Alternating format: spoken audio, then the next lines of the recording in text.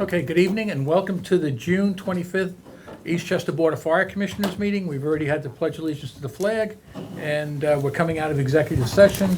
So, motion to come out of executive session. So be it. Mr. Laurie, and a second. A second. By I'd like to correct the record, it's June 27th. Raven, June 27th, correct.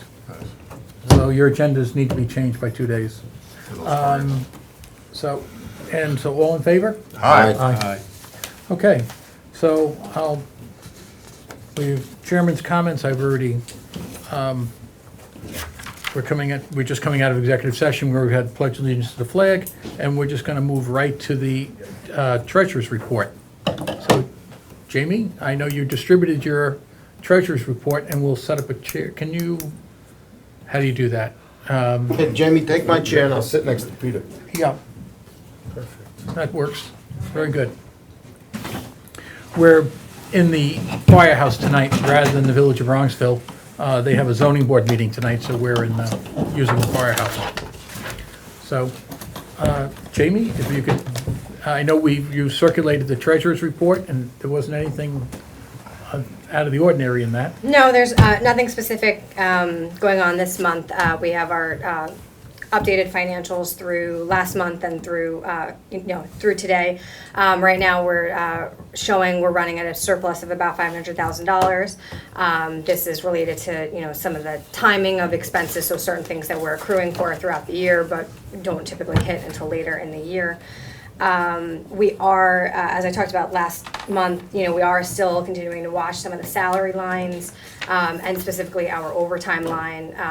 We'll be looking at budget recommendations, transfer recommendations next month. I was going to do it on a quarterly basis this year, so we'll take a look at what we need to move around to cover where we think we're going to be on overtime. We're not too far over at this point in the year. We did just receive some reimbursements for hazmat training that was done through Westchester County, but we know we're coming into the time of year where there typically is more overtime. So we'll be looking at that. I'll be looking at that with the chief. And also, again, we're kind of just about to get into the swing of working on our 2018 budget. So that's a lot of what's going to start in July and August. And looking at that, we know we have certain increasing expenses based on our contract and, some other areas we anticipate having increases. So we're going to start kind of focusing on that as we get into July and August. Otherwise, there's not really anything new anything of note to discuss in terms of the financials. Right, and our first meeting in September is probably the meeting where we'll come out with a proposed budget or a draft budget, the first meeting of September. Yes. And then usually around the second week of the first week in October, let's say, we'll have another budget cut, and then the third Tuesday of Right, is when we October, would have to. then we'll have to adopt it. Have to adopt it. I am not going to be here for that Thursday, Tuesday meeting, I know that already, the Thursday, Tuesday of October.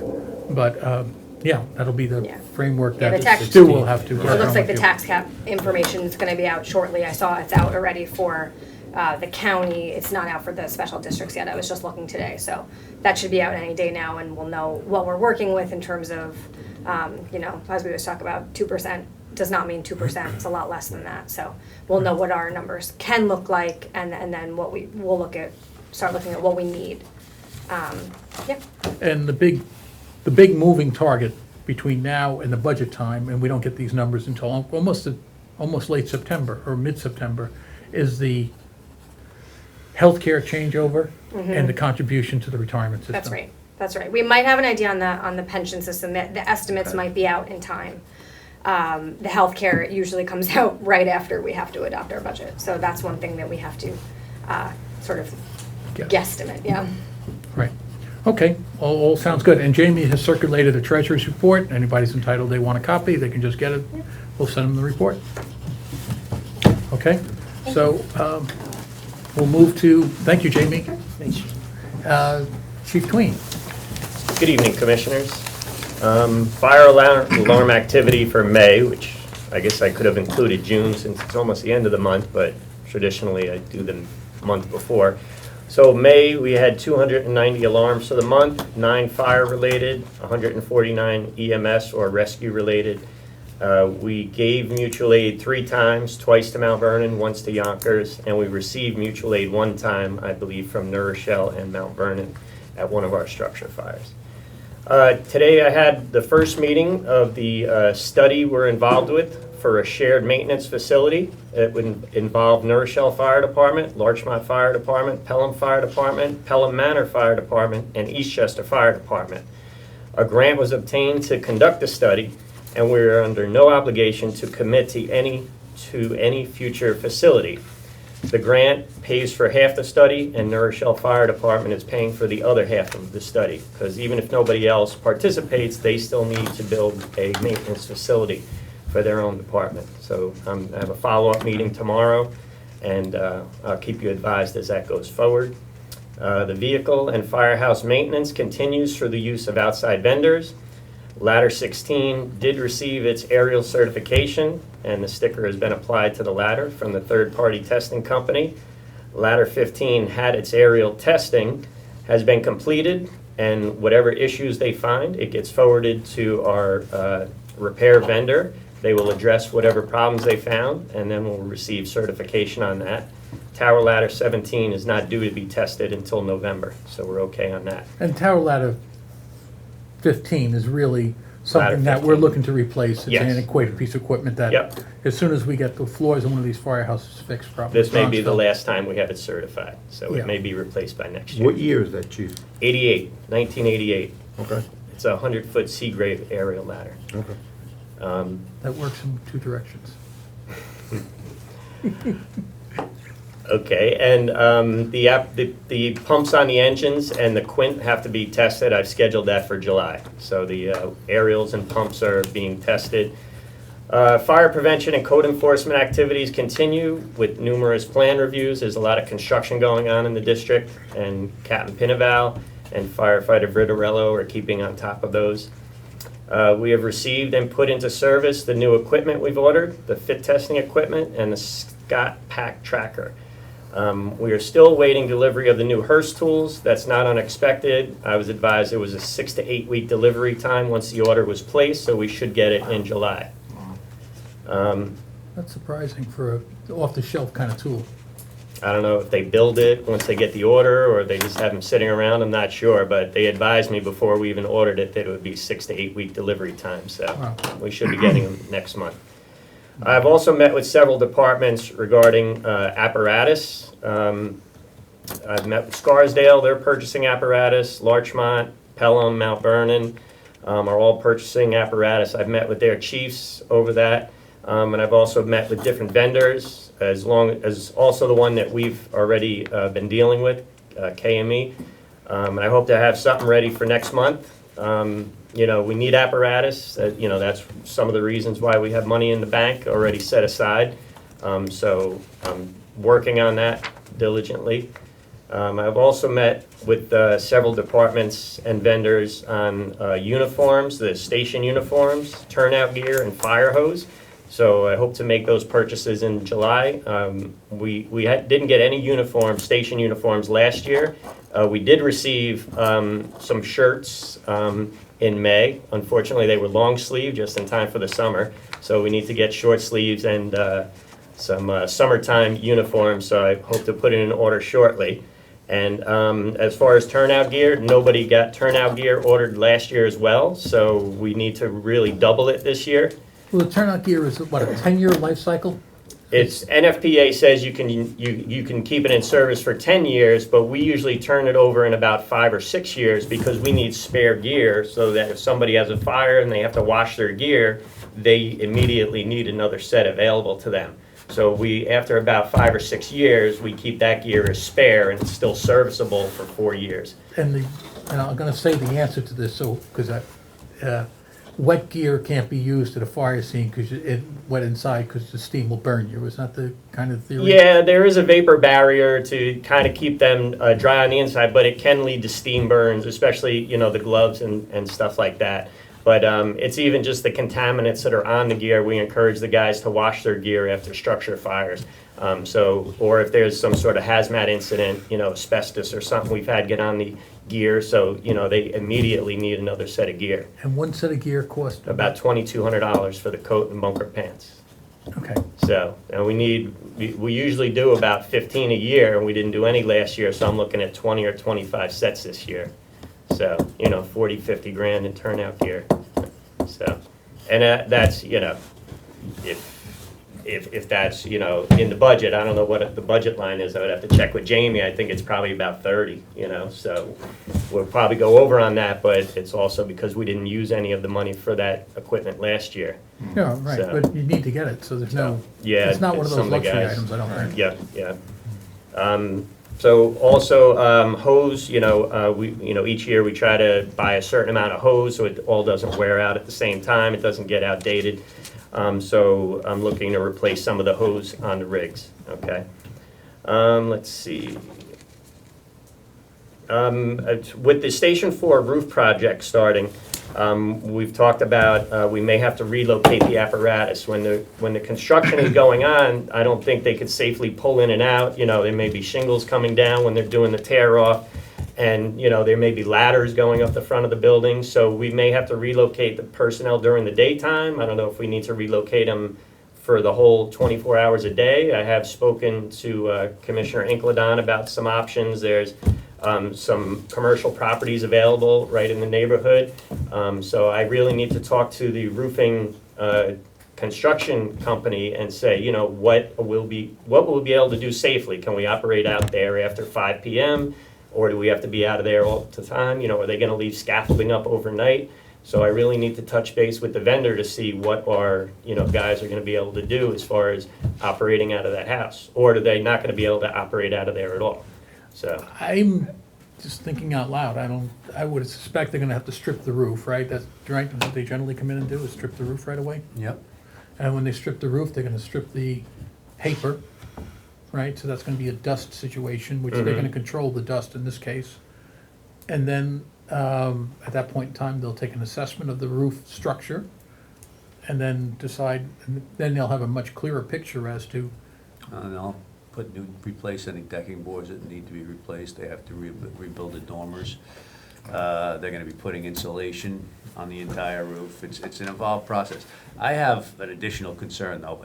Everybody knows the condition of that building, particularly the facade above the, the main door that the apparatus move in and out of. I'm just concerned that some of the activity that's going on that roof could potentially create issues with that facade. And, I really think it'd be a much better idea to vacate that house when this work is going on. I don't think we want to be rolling the rigs in and out of it. I think, it represents a risk that we don't necessarily, an unnecessary risk. So I'm happy to explore the idea of renting that space. I do have concerns, which I've expressed to you already. That space also has an active business that's operating next door. And when I was over there 2 weeks ago, there were several employees and customers of that business parking in that lot. So I'm not really sure, how that's gonna change or how you'll be able to manage having the apparatus there and not being concerned that a customer is gonna park in front of the rig and you're gonna have issues. And I'd be surprised if the owner of that property was able to kind of give you guarantees, because they would be compromising the business next door. We did this with Tuckahoe, and we repositioned the crew to Bronxville, parked the rig on the apron there. And I don't really remember anyone, having concerns about that, or we certainly didn't get any complaints from the community. It was still relatively close. I guess I would also ask, if we did do that, could we also try to, reach out to New Rochelle? There's several firehouses that are in New Rochelle that are, not several, but, that are relatively close to that area. And perhaps we could work something out where they could help with a response if we got into a crunch. But I just don't think that space is necessarily going to be a perfect solution. And if you think that some of the concerns I just discussed are, we can alleviate them, then let's talk about that. But Sure. I don't think it's a good idea, even if we do take that space, for the guys to be going in and out of that firehouse on a regular basis while they're there.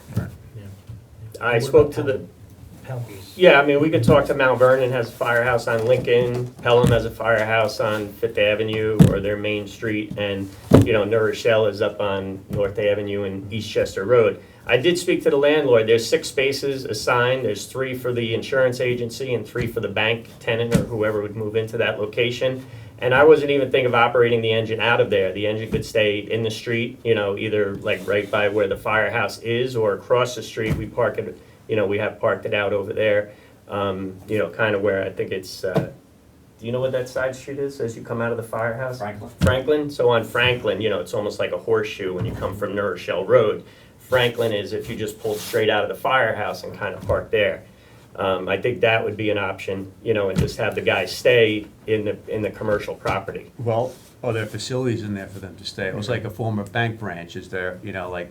There's a small kitchen area and there's a bathroom, there's no showers, if they had to take a shower, they'd have to go to another firehouse, but there are, facilities and, we could move the furniture in to make it, it's only for 2 or 3 months. It's not a long-term plan, hopefully.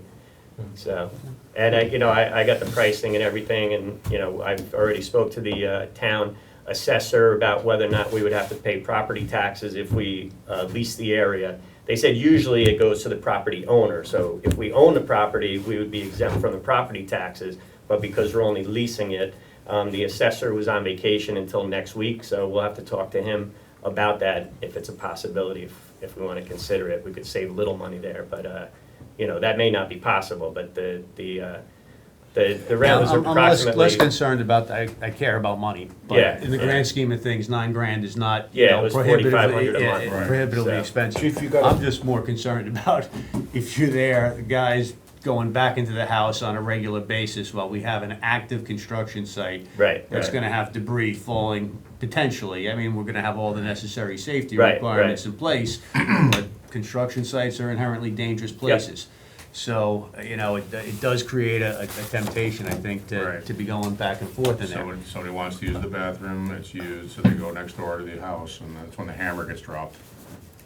I think it would be a wise idea, like Stephen said, park it on Franklin and use the facilities there, because we were talking before the meeting started, 4 o'clock and 8:30, 9 o'clock, the traffic through there, and trying to get a rig from Bronxville coming all the way down there.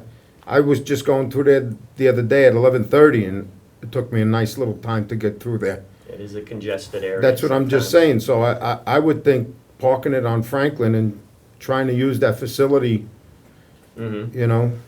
Yeah, may and- help, because I mean, if you look back when we did some working there one time before, I know the residents wanted a rig out there, and we Mm-hmm. used the command car out there, I think, if you could recall, you remember that time, Yes, Steve? we use the car, yes, Yeah, and we had that on the apron of the driveway there, yes. so if Yeah. the residents know Perhaps that that'll be they're, a possibility. yeah, if the to residents know downsize that their to a rig has car. gotta come all the way from Bronxville. Yeah, You we know? have to find that balance between fixing and also making sure Yeah. that none of the residents down there And, feel that their fire a- safety is and as Commissioner diminished. Stewart said, maybe we could bring some porta sands there, because when the Little League plays baseball, I know they use the facilities in there, so. We don't want to be in that's not our, the They have to put baseball us out on field the is, field. yeah, They that's put the us out on town, the field. town will, the That's town will the take care of that. Yeah, that's what I'm saying, you don't want the Not the kids fire coming in department. there. Want the town to put the Yeah, but water stands up. I'm just saying, I understand that, but you don't want the children coming in there and you got They shouldn't come men in the working firehouse there. anyway. So- Well, we Children know should that. be in the firehouse. The idea too with this construction, obviously the idea of putting the rig in the building during this time is not happening. We You're right. understand that. Right. So if we needed to, much like what Scarsdale's doing on 22, Right. if we needed to, we could fence in our driveway area to prevent anybody from going in and out who's not on the job or a fireman for some reason who has to go in there. So that might be something we should look at, is maybe renting some limited fencing to just block the building off from anybody being able to go in, and if any debris falls, it'll get stuck inside that driveway, not roll onto that street. We may wanna also consider I'm pretty talking sure to that the that's town. already part of the Okay. plan, but Right. I'm sure Sally. We may thought wanna I- also talk to the town, which I'd be happy to do, because we have metered spots, don't we, across from the firehouse? We do. Right. And so we would have to talk to them about perhaps I mean, would that be a possible place to park the rig across those meter spots? Possible place, you know, I'd imagine that we're gonna need parking for the construction crews. Right. There's probably gonna be a fair number of guys there on a Right. regular basis, My other you know. concern would be the congestion in front of the firehouse because people coming down from Oregon Avenue, a lot of condominiums, co-ops down there, a lot of vehicles. Not everybody is going to be, I should say, as gentle with going one way versus another if they're used to going past the firehouse for any reason versus one of the side streets. So we have to assume that we need a wide berth on that street. There's also 2 metered spots adjacent to the bank property, so right on that left side of Oregon Avenue, so we wouldn't even have to take the perpendicular parking. Okay. We could Right, do which are those. really not much used anymore, Yeah. because they were used for the bank, or people use them to drop mail in the mailboxes there. So, I mean, that would be an option if we were looking for a place to put a rig, or, you know, as they said they've done in the past, you could downsize to a Suburban, put some firefighting equipment in there so it'd be available to try to do a rescue, or for the EMS call, there would be no delay because they're still responding from Chester Heights. So, you know, we still have 2 weeks, you were saying approximately the middle of July is when it would start, so. Yeah. The landlord of the commercial property is perfectly fine with doing a short-term lease, 2 or 3 months, they had no problem with that. They're the owners of the property, so they said they would work with us. So I think it would be a good option, but. Maybe pass on some information to the residents too about what's happening and how it's gonna impact them. So, Okay. okay, Well- so I have a couple more things, if you don't mind. It's, Right, I'm looking at your list. Okay.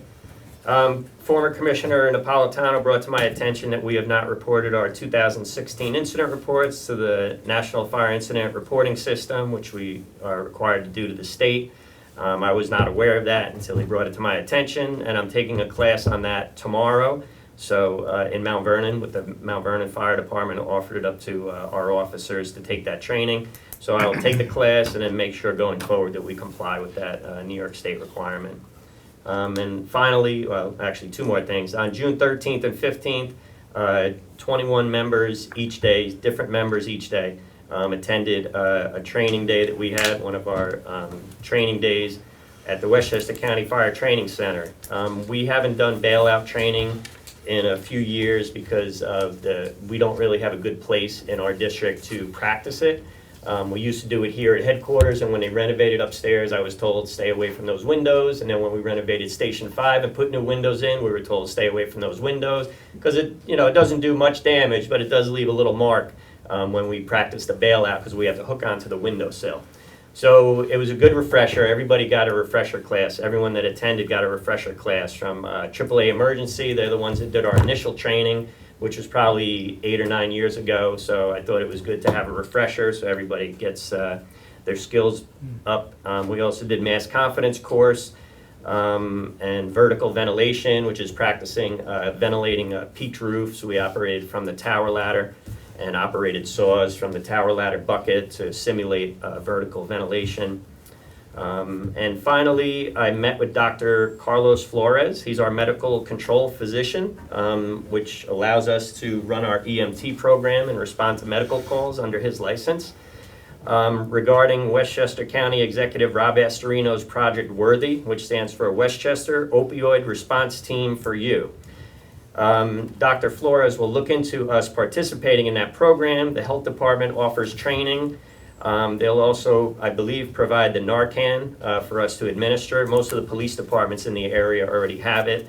So that we will have to get training. We'll have to do reporting if we ever use it. We have to fill out patient care reports. And also ask them to look into us having the EpiPens or some sort of epinephrine distribution system. The EpiPens are very expensive and they get outdated within approximately 1 year. So you have to buy a $600 or $800 EpiPen for every fire truck, every year. There's a cheaper way of doing it. You can buy the medication in a vial and you actually fill a syringe with it, and the vial lasts longer, and it doesn't, it's the only thing you have to be careful with. You have to get training on it because you're administering a syringe, and you have to make sure you give the right dosage. The doctor said the most important thing is, you have to estimate the body weight and make sure you give the right dosage of medication.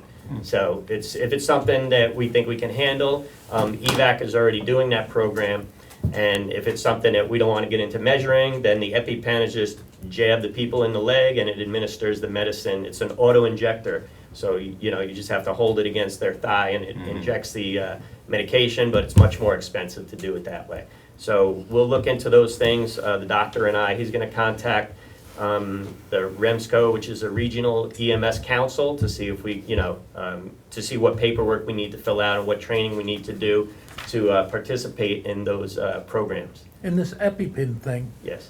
is like explosive in the schools, right? I mean, the number of EpiPens that are in the schools now versus 10 years ago are just in the nurse's office. Sure, sure. I heard that the numbers were staggering versus 10 years ago, Yep, yep.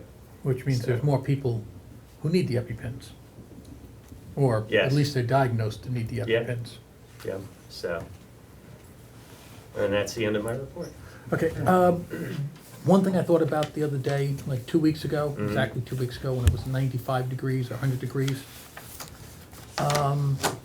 And your plate is pretty full, so I don't know if this could be right on your plate, but something to think about, or is how do we get, if we were to get a heat wave where you had a week of 100-degree temperatures, then you start having power failures, and Midland Gardens has a very large senior population. Garth Road has a large senior population. Tuckahoe has a large senior population in the, what's that street? But it's got a large senior population. So do we have some way of monitoring, or developing a plan for a severe heat wave of how do we address that? I believe most of the municipalities have cooling places, like I think they'll go to Lake Isle, they'll take the seniors to Lake Isle and Tuckahoe as a community center. So they'll, you know, advise people to go, if they don't have air conditioning, to go to a local, Yeah, you but know, I'm just area. thinking, there's gonna be a lot of seniors who may not be aware of that. Mhm. They're just not aware of it, and no one's checked on them in a few days, and it's 105 degrees. So I just think that there should be a, you know, we have 75 firemen, right? And there should be a way of somebody thinking about what should we do if we have a severe heat wave, you know, and you start losing power, which is, I think a lot of those buildings actually have mechanisms in place. My building does, where if we have a situation like this, we check on neighbors and there's somebody on. Yeah, a lot of the communities have the local seniors, you know, I'm sure they keep in touch. Lake Isle, well, I don't know if it's still at Lake Isle, but they used to have a senior program at Lake Isle, and I know Tuckahoe has a senior program. I'm not sure if Bronxville has one, but, you know, I think that they, you know, can sign up for, and, you know, they'll check on people, even with Meals on Wheels, you know, if they see a right. need. Well, maybe we should when just they're make a doing list that. of where the cooling centers are and who's got them and Sure. who's got generators, We could do that, yeah. you know? Yeah. You know, what facilities in town have cooling centers and do they have generators? Yep, Because if they don't have generators, it's not gonna be that helpful, yep, so, okay, that's just sure. doing that with that heat Yeah. wave the other day. So, very good report. The chief's been very busy in his Yes. first 3 months and spending a lot of money, which is good, because we need to get stuff updated.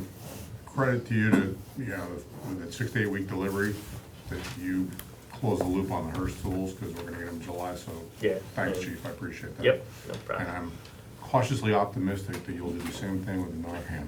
Yeah, I think that's, we just have to get the training, and I think we'll get that. The health department is encouraging Oh, absolutely. EMS and first responders to participate in the program because of the opioid crisis. You know, there's so many overdoses recently, Oh, it's and even in the it's news. epidemic across so, the country. yeah. I know there's a fire department in Ohio, that their town councils are set up politically different than us. Mhm. They're legislating that on the third time, they're not gonna respond. Well, Well, let's see how that works out. yeah, but, yeah. And that's not the views expressed here at the Eastchester Fire Department, just, Can we, since, I'm sure AAA, who's gonna do the training on the tools, the Hearst tools? Probably AAA, right? No, it would be a rep from Hearst.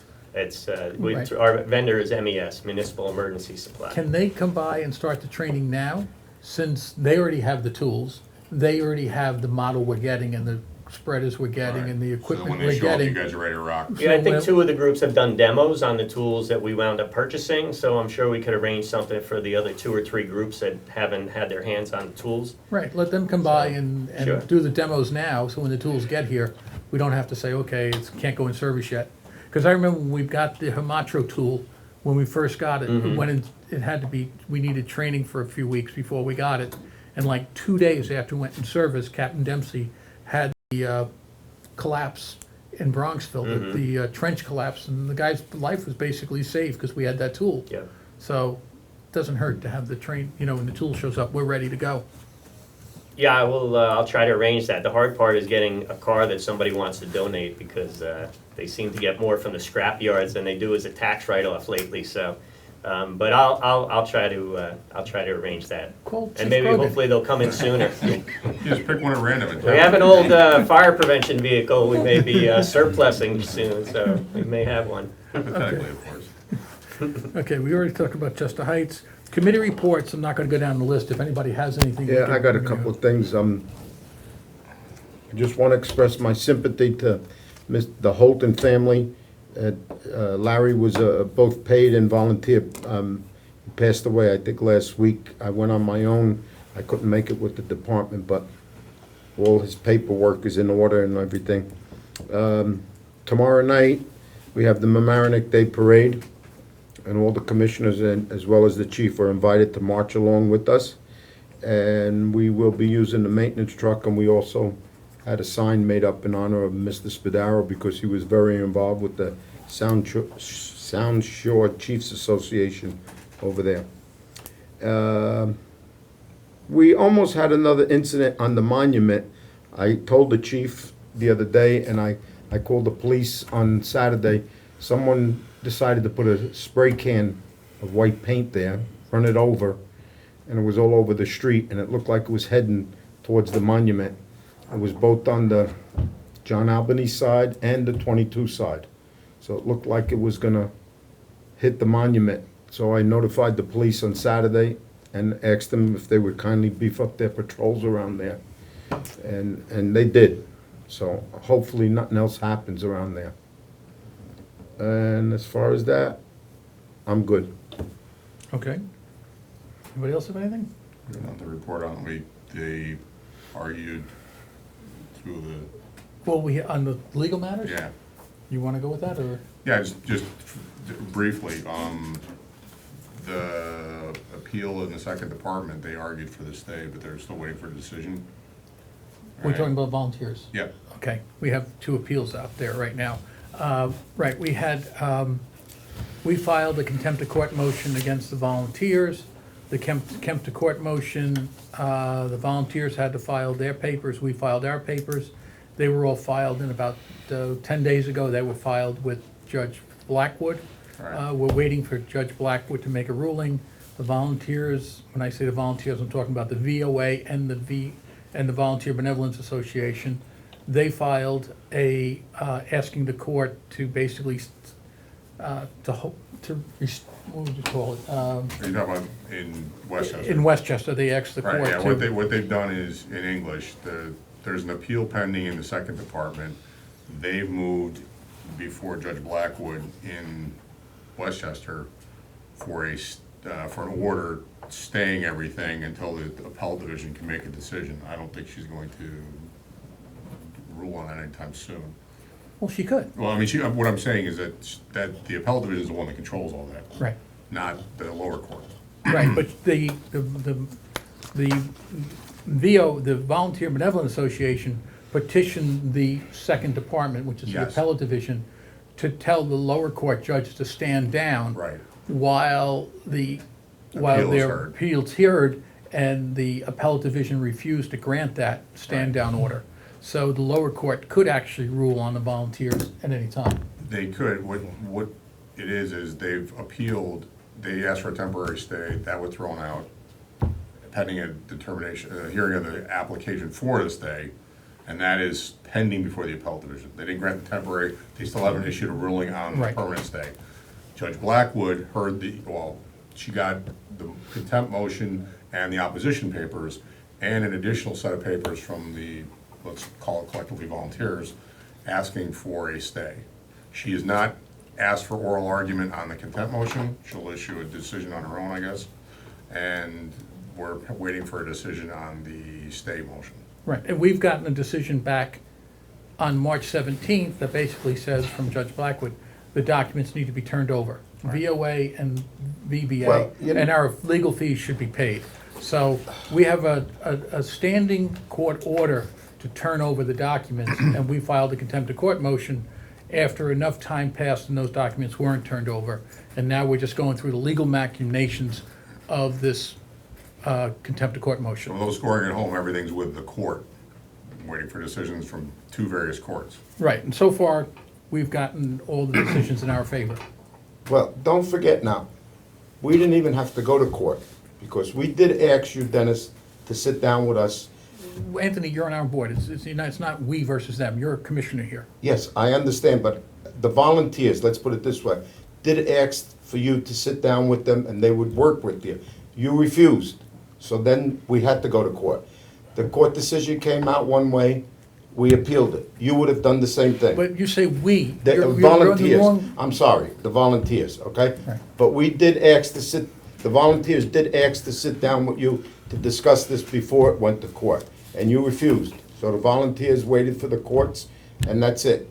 The court decision came out, and the volunteers appealed it, okay? So you would have done the position you were in, you would have done the same thing, appealed it. So No, I let's, don't- let's just tell the public that you refused to sit down with the volunteers. No. Yes, you Volunteers- did. And there's no stay. The volunteers So- have never submitted anything But to they the fire did ask department. for you to sit down with them, Okay. Dennis, and you refused. But tell the public the truth, that's all. That is the truth. That is the truth, right, that The you truth is the refused. volunteers have never refused to responded to a written document. But you refused to sit down with the volunteers, Dennis, am I They were correct? supposed to respond in writing. They've never responded in writing. Okay. So then we had one other matter this month. That was the former chief, Commissioner Finley, and was challenging hearing officer's decision. And the second department? The second department had a hearing on that this month. And his counsel presented his case, our counsel presented our case, and probably within 6 months or something, we'll get a ruling on that.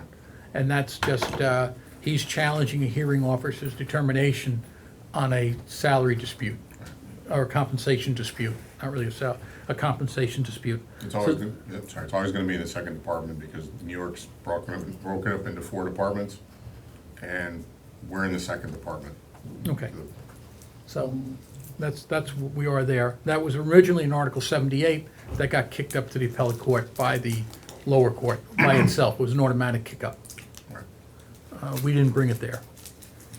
Okay, so that is, that on the legal matters. We have more legal matters we could talk about, but we won't need to go Those are the there. pending ones, and some people ask me about them, that's why I wanted to get that out there, we're waiting for I decisions. just had two things I wanted to just say. Oh, sure. Go ahead. One is from a budget, like we talked about before, I think the date in October is, the magic date is October 16th. I think we talked about. That's Third the day- Tuesday. Third Yeah, Tuesday. that's Yep. the budget day where, and Jamie and I have already started having some discussions. So we're hopeful that we'll have good framework along the way to share with everybody as we go forward.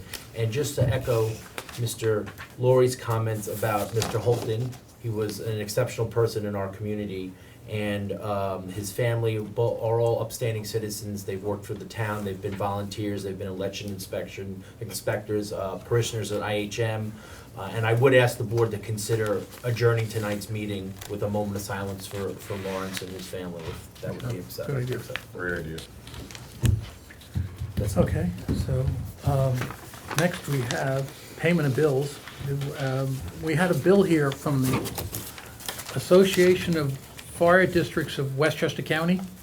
I don't think we should continue to be a member of this, because where we get most of the services from is Westchester County. New York State Association of Fire Districts provides us with all our guidance letters, and they're actually, they're a state-sponsored organization. They're actually set up by New York State Charter, because New York State Association of Fire Districts.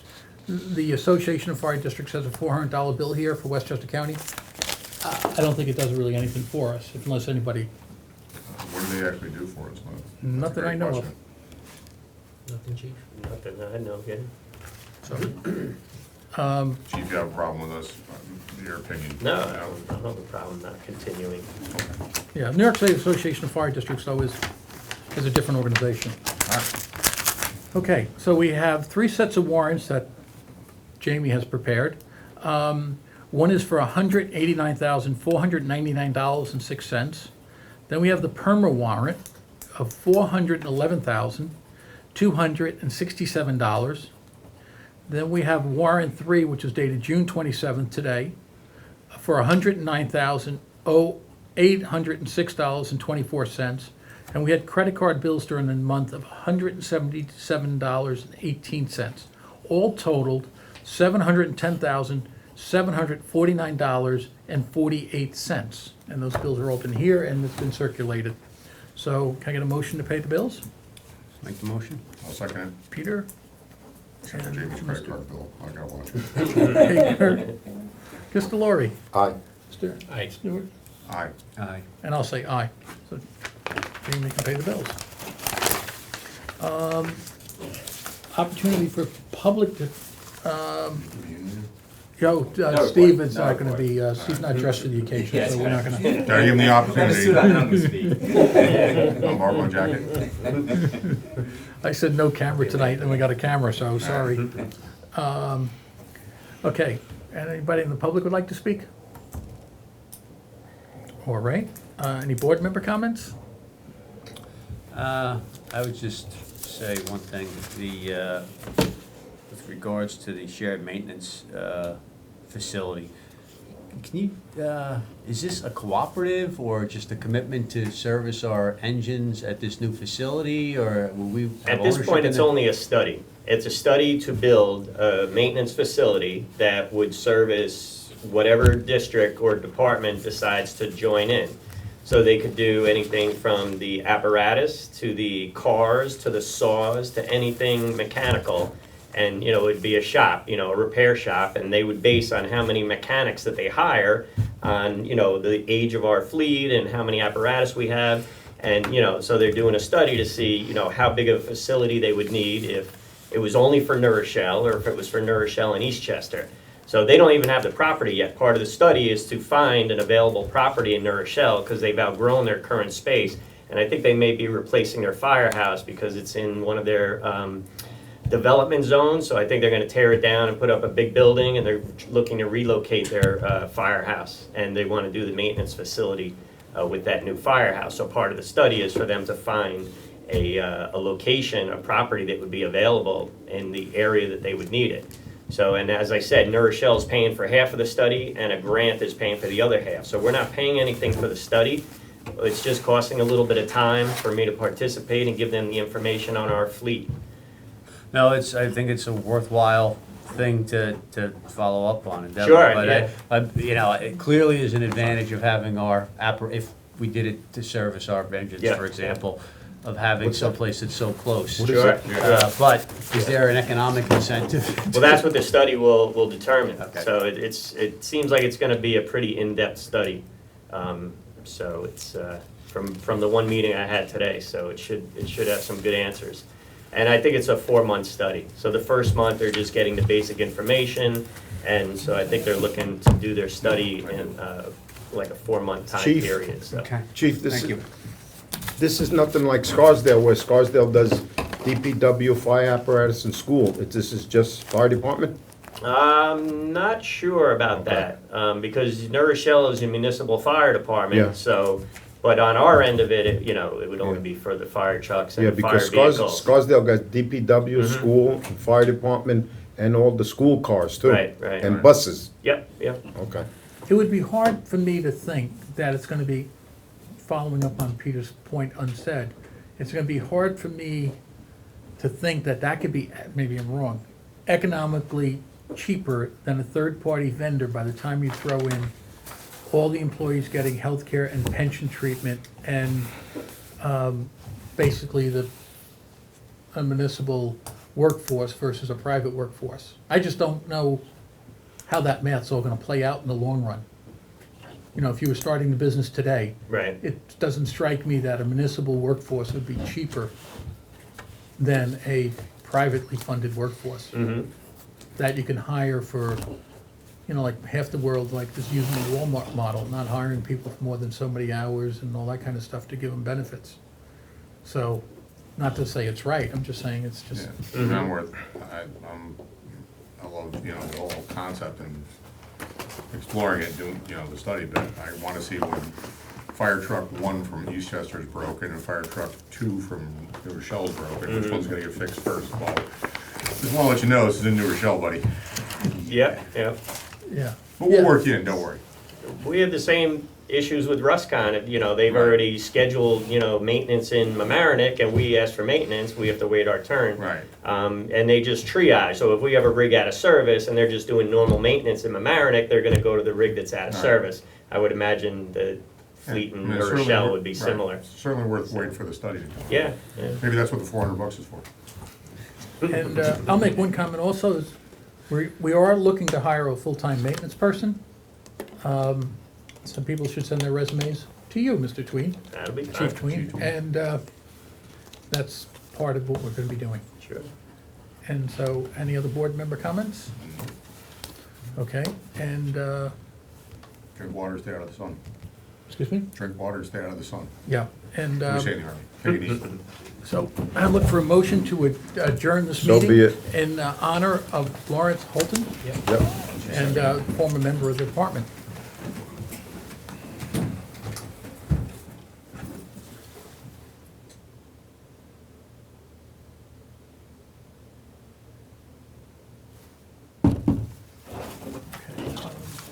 Thank you all for coming.